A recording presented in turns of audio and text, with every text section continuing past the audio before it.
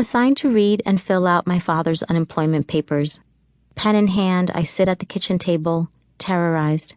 One false move, an error in my understanding between English and Spanish, could result in what I can only imagine as devastation. The absence of those checks in the mailbox. Positioning myself stiffly in the seat as my high school teachers do when they are about to administer a test, I ask my father the cold, bitter questions. Have you had the chance for employment in the past week? Have you had offers of employment that you've turned down? Have you worked during the weeks for which you are claiming? We repeat this exercise, my father and I, over the years.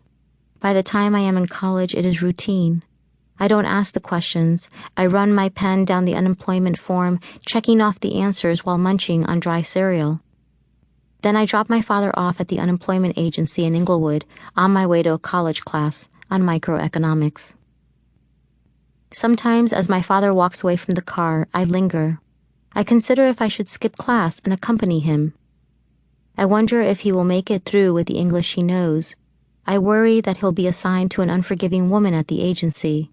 There is always one, sometimes more. Women with dull eyes and no patience, no Spanish. But I drive away. It is what my father expects of me, what we all expect of me.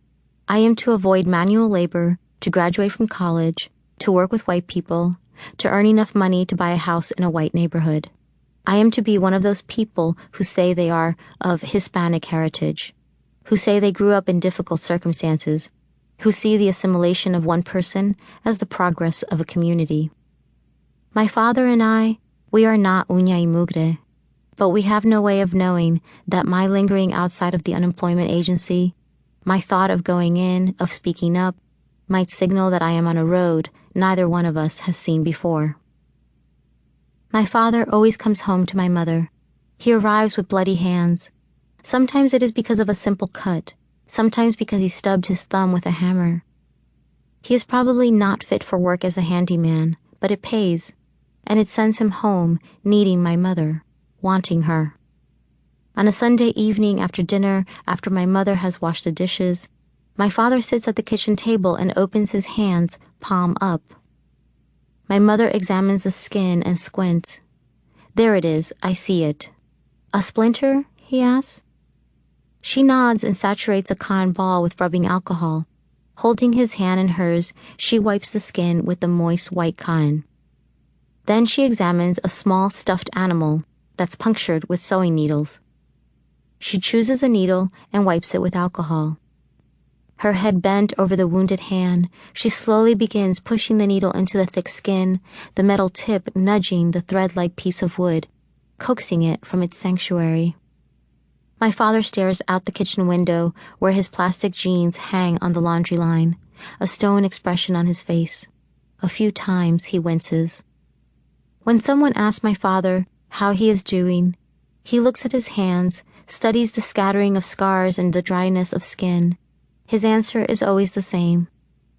Ahí, caballero, en la misma lucha.